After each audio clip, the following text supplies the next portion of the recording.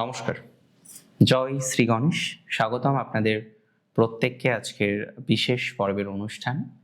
আজকে মূলত আমরা যে রাশিটিকে নিয়ে চর্চা করব বা আলোচনা করার চেষ্টা করব, রাশিটি নিশ্চিতভাবেই বৃষ, টরাস।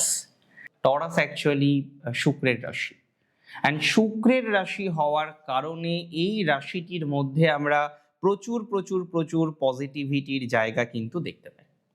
এরা ডেফিনেটলি এনার্জেটিক, বাট এরা শৌখিন, নান্দনিক, নান্দনিকতা পছন্দ করেন। এরা একটু ভালো থাকতে পছন্দ করেন, সাত পাঁচের মধ্যে যেতে চায় না।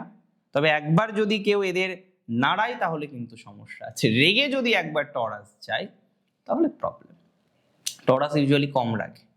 এবার কেউ সাত করে রাগাচ্ছে তাহলে তো সমস্যা, তাই না? কেউ সাত করে যন্ত্রণা দিতে চাইছে তাহলে তো সমস্যা, কেউ সাত করে জ্বালাতে চাইছে তাহলে তো সমস্যা। টরাসের ক্ষেত্রে মার্কারি যাচ্ছেন দশমে, 10,000। কে এই মার্কারি? দেখুন টরাসের জন্য কতটা ইম্পর্টেন্ট। টরাসের সেকেন্ড হাউসের লর্ড মার্কারি কি সিগনিফাই করে সেটা ইম্পর্টেন্ট, কিন্তু important is that mercury second হাউসের লর্ড। সো যাই সিগনিফাই করুক না কেন, ফাইন্যান্সকেও কিন্তু সিগনিফাই করে টরাসের, এটা নিয়ে কোনো ডাউট আমার নেই। ফাইন্যান্সিয়াল স্টেবিলিটির ক্ষেত্রে মার্কারির হাত আছে টরাস, 100% আছে। টরাসের প্রেমে মার্কারির বিশেষ ভূমিকা আছে। টরাসের বন্ধুত্বে, প্রেমে, ক্রিয়েটিভিটিতে বিশেষ ভূমিকা আমরা কিন্তু লক্ষ্য করতে পারি। দেখুন টরাস এমনিতেও কম কথা বলে, এরা যে মোস্টলি টকেটিভ তা নয়। এবার ভালোবাসার একটা মানুষ পেয়েছে, তার সাথে কথা না বললে কি চলে বলুন তো? ভালোবাসার মানুষের সাথে তো কথা বলতেই হবে। কম কথা টরাস এমনিতেই বলে, যদিও আমি আরো একটু সাজেশন দেবো যে এই সময়টা কাজে লাগানোর সময়। বাংলায় একটা প্রবাদ আছে, কথা কম কাজ বেশি। সো কথা কম বলার সময় এটা, কাজ বেশি করার সময় এটা।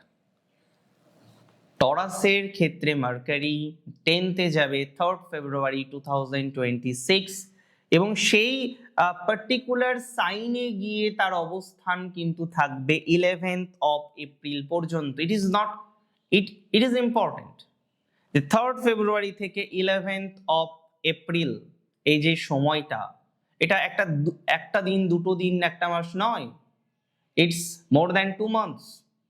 সো এর একটা সিগনিফিকেন্ট ভ্যালুস আপনার লাইফে কিন্তু আসতে চলেছে। 10th হাউস হচ্ছে আমাদের কর্মের ঘর, দশম ঘর হচ্ছে আমাদের কর্মের ঘর। আজকে আপনি কাজ করছেন, আপনি ব্যবসা করেন, আপনি সেলফ প্রফেশনে আছেন, যে প্রফেশনেই থাকুন না কেন, আপনার যখন কর্মের বিচার করা হবে দশম থেকেই বিচার করবেন, যে অ্যাস্ট্রোলজারই বিচার করুক না কেন। তবে দশমাংশ চার্ট ইজ ভেরি ইম্পর্টেন্ট, এটা ভুলে গেলে আমাদের চলবে না। দেখুন আমি মূল প্রসঙ্গে আসি, মূল কথায় আসি, যেটা নিয়ে আলোচনা করার দরকার সেটা নিয়ে আগে একটু আলোচনা করে নেওয়ার চেষ্টা করি আমরা, কি তাই তো? 2026 is very important for you, এটুকু বলে দিই। আর মার্কারি 10th-এ আসা এটা আরো বেশি ইম্পর্টেন্ট, এটা নিয়ে কোনো ডাউট কিন্তু আমার অন্তত পক্ষে নেই। দশম হচ্ছে কর্মের জায়গা। আপনার পরিকল্পনা করুন কর্ম পরিবর্তন করার। যারা চাকরি চেঞ্জ নিয়ে মরিয়া মানে বোঝেন তো, ভাবছেন করতেই হবে, এরকম একটা প্ল্যানিং করেও ফেলেছেন, বাট ইয়েট নাও এখনো পর্যন্ত সেই প্ল্যানিংটা সাকসেসফুল হয়নি। সো যারা পরিকল্পনা করছেন চাকরি পরিবর্তন করবেন, তাদের চাকরি পরিবর্তনের জায়গা কিন্তু থাকছে। খুব ভালো পরিকল্পনা করতে পারবেন এই সময় প্রফেশন নিয়ে। প্রফেশনের পরিবর্তন আমরা দেখতে পারবো, ভালো প্রফেশনের সুযোগ আমরা দেখতে পারবো। অনেকে এই সময় চাকরি পেতে পারেন। তবে সেলফ প্রফেশনের ক্ষেত্রে বিশেষ উন্নতির জায়গা আমরা কিন্তু দেখতে পারি বা লক্ষ্য করা যাচ্ছে। স্বনিয়ন্ত্রিত পেশায় বিশেষ গুরুত্ব আসার সম্ভাবনা কিন্তু রয়েছে। হয়তো এর আগে কোনো একটা সিভি জমা করেছিলেন, এক্সাম দিয়েছিলেন, সাকসেসফুল হয়নি, নতুন করে আবার ভাবছেন সিভি জমা দেবেন, পরীক্ষা অ্যাটেন্ড করবেন, সাকসেসফুল হওয়ার একটা চিন্তা ভাবনাও তৈরি করবেন, এবং এক্ষেত্রে আপনার সাকসেসফুল হওয়ার সম্ভাবনা অনেকটা বাড়ছে। মিটিংয়ে সাকসেসফুল হওয়ার সম্ভাবনা বাড়ছে। অনেকের মাঝে হয়তো চমকে দিতে পারবেন আপনি, আপনাকে প্রপারলি রিপ্রেজেন্ট করতে পারবেন। আমাদের এটা খুব দরকার, জানেন তো, যে প্রপারলি রিপ্রেজেন্ট করা। আপনি যেমন তেমনটি সবাই বুঝবে না, এটা ঠিক। দিন শেষে সবাই আপনাকে সঠিক ডায়াগনোসিস করবেই না, করতে পারবেই না, এটা পসিবলই নয়। বাট তারপরেও আই মাস্ট সে, আমি অবশ্যই বলবো যে 10th হাউসে মার্কারি ট্রানজিট কোথাও যেন গিয়ে আপনার ওয়ার্ক রিলেটেড যে ঘটনাগুলো আছে সেটা পজিটিভ দিকে নিয়ে যাবে। অনেকের হাইক আসতে পারে এই সময়, এপ্রিলের মধ্যে একটা হাইক পাবেন। বহু মেষ মিলিয়ে নেবেন আমার কথা, আমাকে কমেন্ট করে জানাবেন যে এপ্রিলের মধ্যে প্র্যাকটিক্যালি এই যে সময়টা আমি বললাম, এই সময় আপনার হাইক এলো কিনা। আই বিলিভ, আমি বিশ্বাস করি আসার সম্ভাবনা অনেক বেশি রয়েছে। একটা গুরুত্বপূর্ণ পথ প্রাপ্তি হতে পারে, একটা গুরুত্বপূর্ণ কনভারসেশন হতে পারে with you and your boss.